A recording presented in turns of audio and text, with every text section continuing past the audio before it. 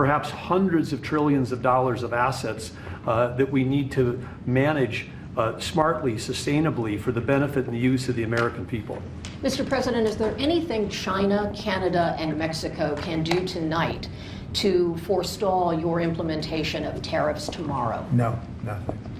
Not right now, no. Not a negotiating tool? No, it's not. No, it's a pure economic. We have big deficits with, as you know, with all three of them. And in one case, they're sending massive amounts of fentanyl, killing hundreds of thousands of people a year with the fentanyl.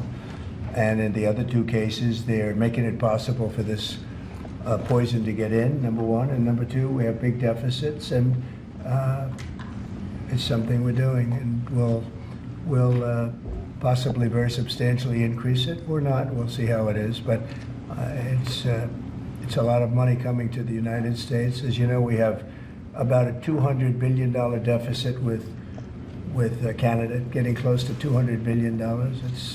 They've treated us very unfairly. And I say, why should we be subsidizing Canada? It's wonderful. I have so many friends in Canada. It's a great place. Is there a concession you're looking for, sir? No, we're not looking for a concession. And we'll just see what happens. We'll see what happens. And with Mexico, it's the same thing. We have a $250 billion deficit, and we have a lot of people coming into the border, and now we've largely stopped that, but we've stopped that ourselves. I think they've done a fantastic job. You've seen the numbers, they've dropped to almost zero. But we've suffered under the past administration for years and years. We've suffered with millions of criminals coming into our country. Criminals, people from jails from all over the world. They come through Mexico, and they come through Canada too. A lot of them come through Canada, and a lot of fentanyl comes through Canada, and China makes the fentanyl.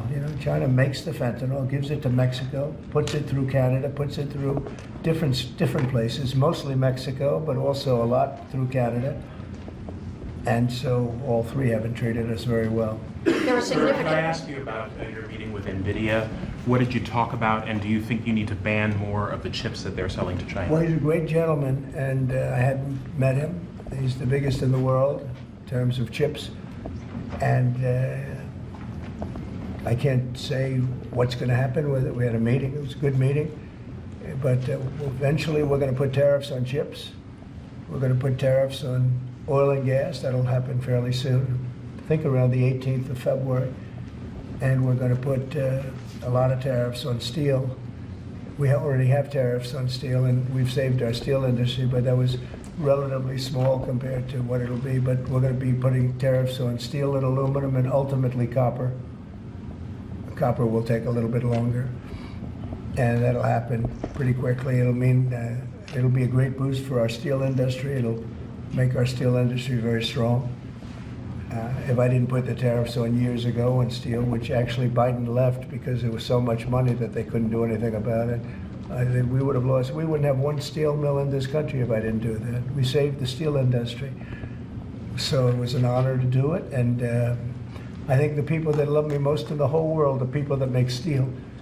But we're going to be putting sometime this month, next month, we're going to be putting tariffs on steel and aluminum, and we'll give you an announcement as to what the exact date is. But it'll be a tremendous amount of money for our country, a tremendous amount. These are big numbers. And in addition to that, and you see the power of the tariff. I mean, the tariff is good, and nobody can compete with us because we have by far the biggest piggy bank. And so that'll take place very quickly. But also we'll be doing pharmaceuticals. And to bring our industry back, we want to bring pharmaceuticals back to the country. And the way you bring it back to the country is by putting up a wall, and the wall is a tariff wall. We were the richest country in the world. We were at our richest from 1870 to 1913. That's when we were a tariff country. And then they went to an income tax concept, and how did that work out? It's fine. I mean, it's okay, but would have been very much better. So we'll be doing pharmaceuticals, importantly, and drugs, medicines, etc., all forms of medicine and pharmaceuticals. And we'll be doing, very importantly, steel, and we'll also be doing chips and things associated with chips. And sir, what do you plan on talking with the Japanese Prime Minister about next Friday when you all meet? Well, he's coming in, next week. I don't know, he is for a meeting, and I have great respect for Japan. I like Japan. Prime Minister Abe was a very close friend of mine. What happened to him was so sad, one of the saddest days. But they're coming in to speak to me, and I look forward to it. Mr. President, on the crash, do you have any concerns that your commentary about things you have described as common sense or your observations could in any way interfere with the thorough investigation of the crash? No, I think they'll do an investigation. It'll probably come out the way I said it. I like to put it up front. I'm so tired of listening to things happen to our country, and then people say, we'll do an investigation, and 3 years later they come out with a report that nobody looks at. Especially, not in all cases can you do that, but in this case, you know, you had a helicopter that was, the Black Hawk was too high. It was above the 200 limit by double. It shouldn't have been there. And there were some other mistakes made too, and I pointed them out also, and I was right on all of it, but they'll still do an investigation just to check it out, but I think As that's what Commander-in-Chief, are you at all concerned about opining about the Army and the conduct of that aircraft when you are Commander-in-Chief and these are the people who report to you and there is an investigation ongoing? This was all caused by bad rules, regulations, and other things by Biden, the What Biden tells you that, administration. And when you look at the way they ran things, in fact, if you look, we hired, one of the first things I told them to do, I said, get talented people in those beautiful towers overlooking runways. You better get them in there fast because we don't have people there that are qualified. And you knew that because planes were landing very, very late. They were circling all over the place. We had people that didn't know what the hell they were doing. And sir, there are if you planes look- in the air excuse me. everywhere, and there are other air Excuse me. traffic. Excuse Pardon me, sir. We have to have the best people, the smartest people, the sharpest people as control tower experts. And that's what they have to be. They have to be experts, and they have to be very smart. And we didn't have our best. And if you read the quote that I read yesterday at the news conference, it talked about people that were psychologically injured were okay, and people that had lots of problems were okay. I'd read it again if you'd like me to, but I don't think I have Does to that waste give your you time. concern, though, sir, with planes in the air all around the country, people relying on that as safety? Are you suggesting there's an ongoing risk? No, I think there's very little risk, but I think that we have to make sure that this never happens again. Very, very little risk. And we're taking actions that this can't happen again. The helicopter, as you know, was out of its zone. Shouldn't have been out of its zone. It was at the same height as the airplane. Now, the airplane was coming down on its track. It was perfect. It was in perfect shape coming down, and something was in its way. You can't let that happen, and it won't be happening again. And this was all because of weak rules in the Biden administration. And we're just not going to let that kind of thing happen again. And again, I could wait, and I could, give a report in 2 years like they always do. And sometimes it's obvious. In this case, to me, it was very obvious. And I think I've been proven to be very correct. Yeah. Mr. President, what do you expect from your meeting with Prime Minister Netanyahu next week? I expect a lot of good things. From all meetings, I expect good things. Marco Rubio, as you know, is going to make a tour of various countries in South America.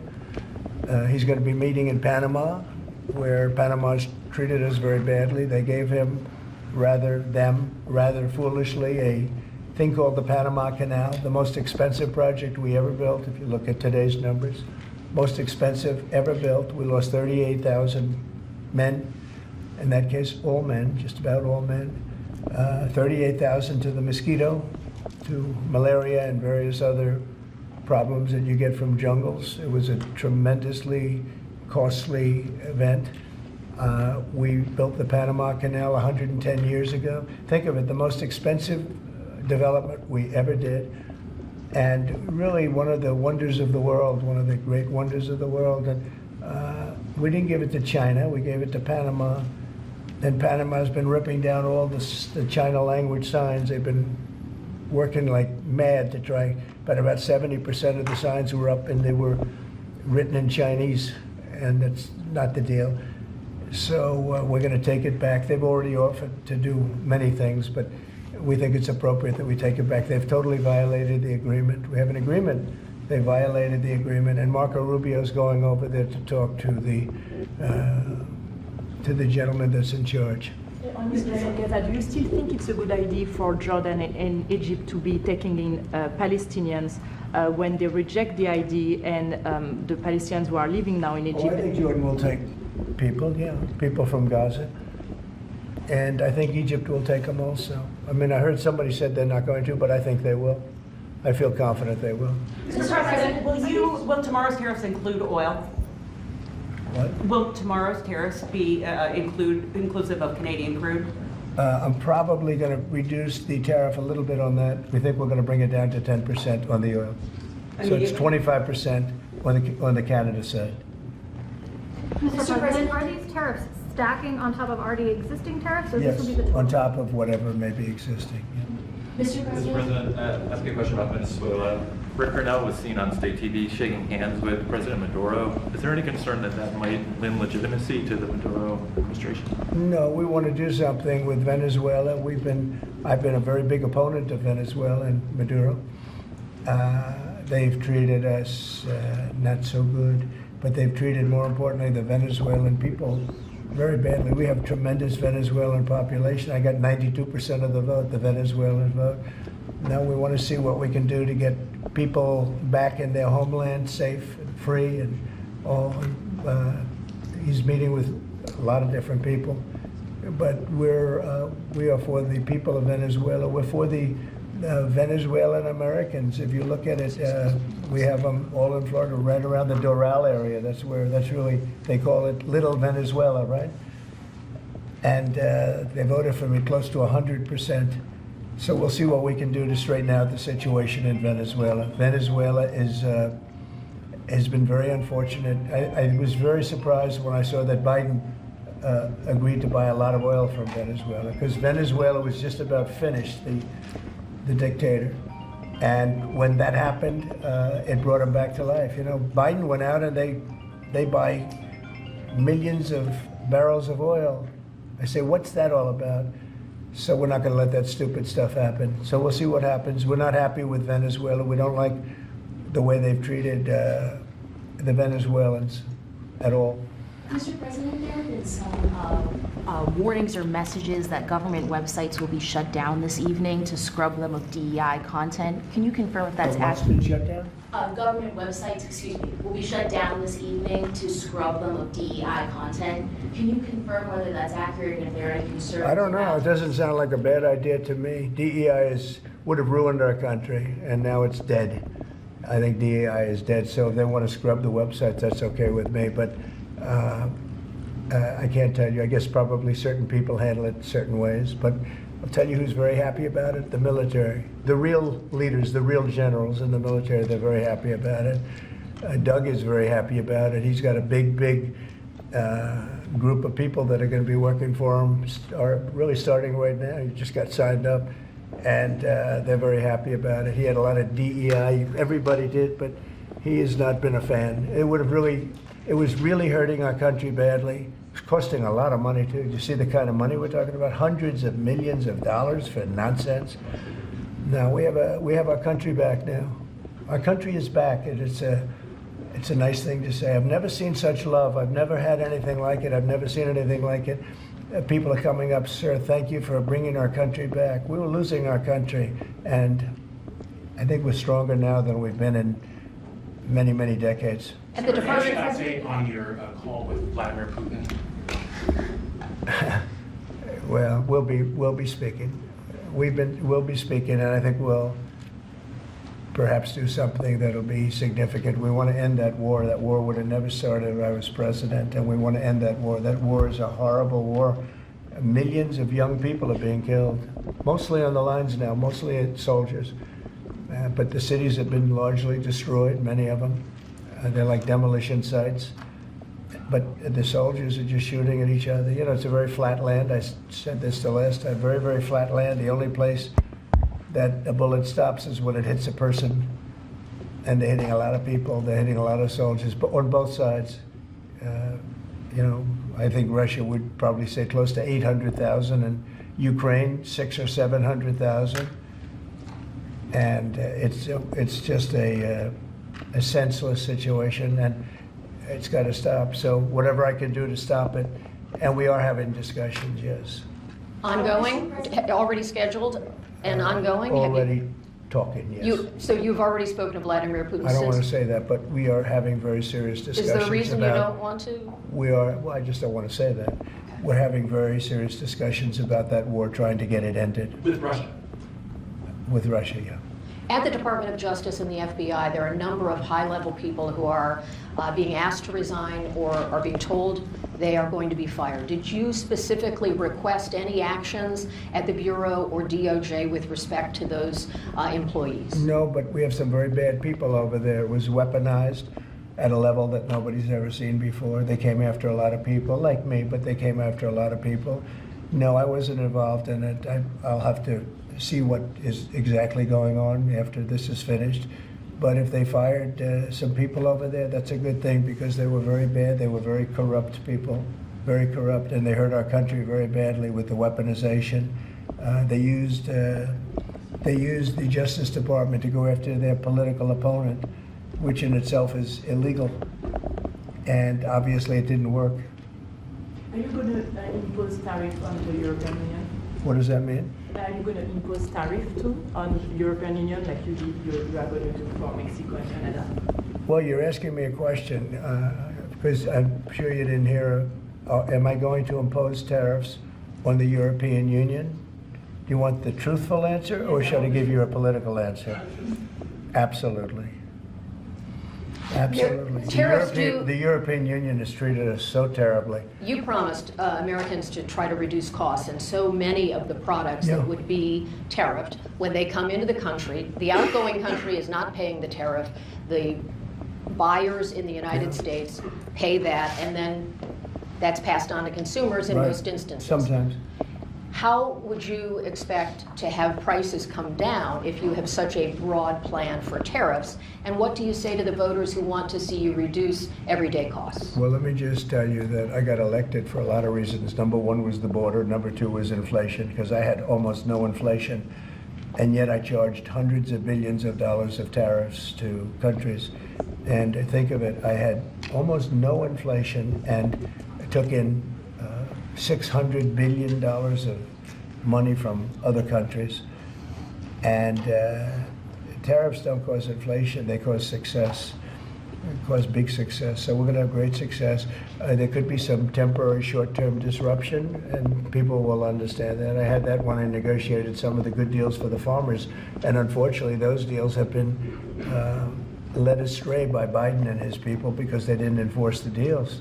We have a deal with China, which is phenomenal for the farmers, but there was nobody to enforce it in the Biden administration. They let them get away with murder. So that's another thing we're going to be bringing. Do you accept They the committed, principle wait a of minute, costs being they passed committed to on? buying $50 billion worth of farm product, and they did it when I was president. And as soon as I left, they stopped doing it because there was nobody in Biden to enforce it. But the tariffs are going to make us very rich and very strong, and we're going to treat other countries very fairly. But if you think about it, other countries charge us tariffs. We don't charge them tariffs. And it's about time that that changes. Sir, are you concerned about the market reaction around tariffs? No, no. Tariffs, the word tariff is a very misunderstood word. You've heard me say, I say it kiddingly, but it's one of the most beautiful words in the dictionary. It really is.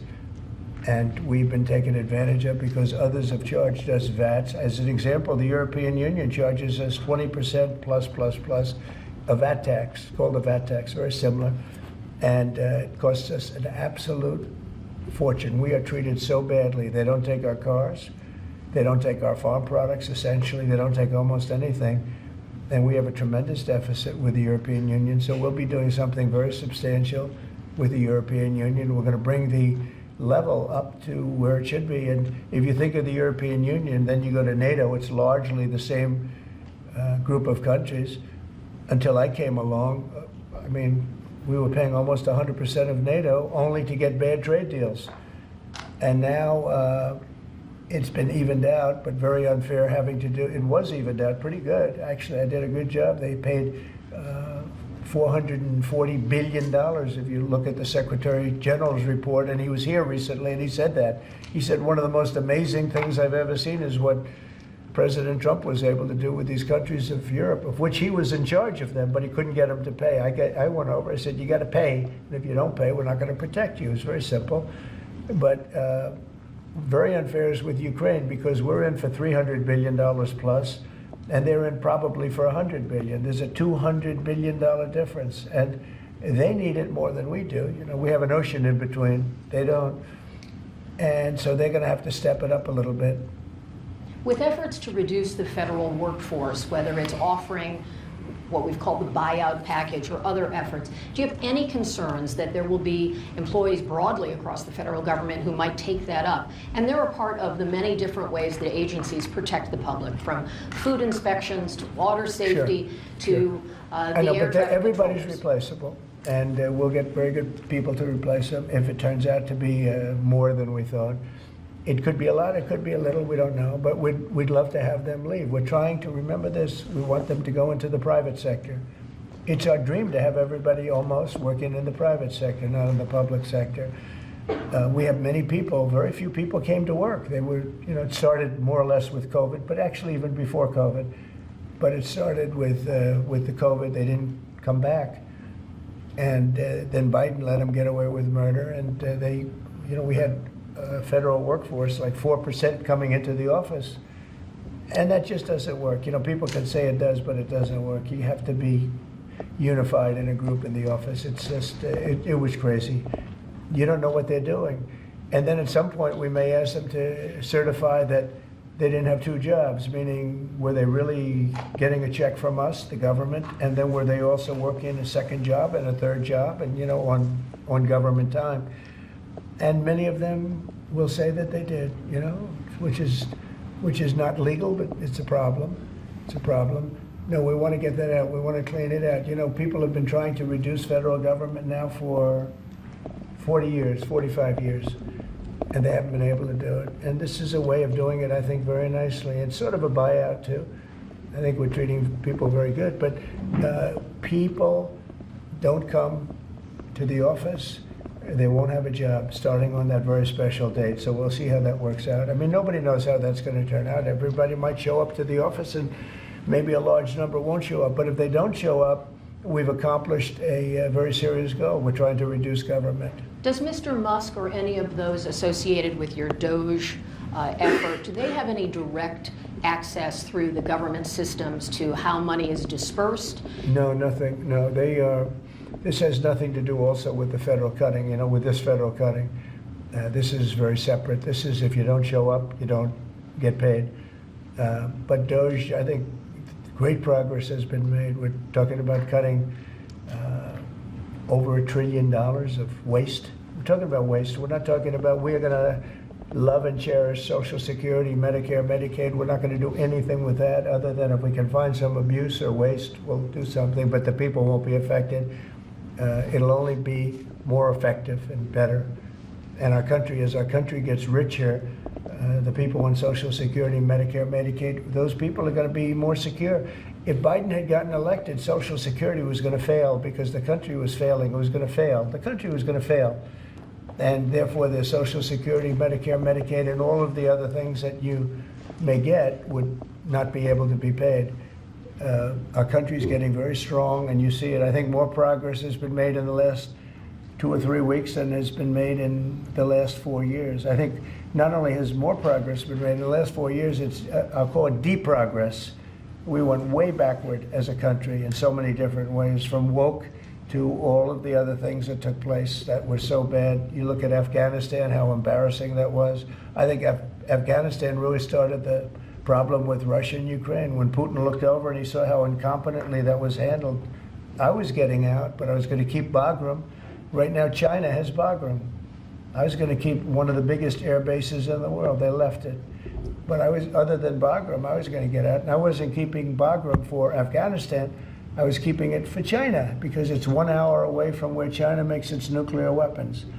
And we were keeping it. So we have a lot of great things happening in our country, and we appreciate that you're here. And I'm really thrilled about Doug, and I'm really thrilled about his friend, Chris Wright, who's a legend in the oil business, right? They keep telling me, Catherine, he's like a legend, and he's a legend too in a lot of businesses.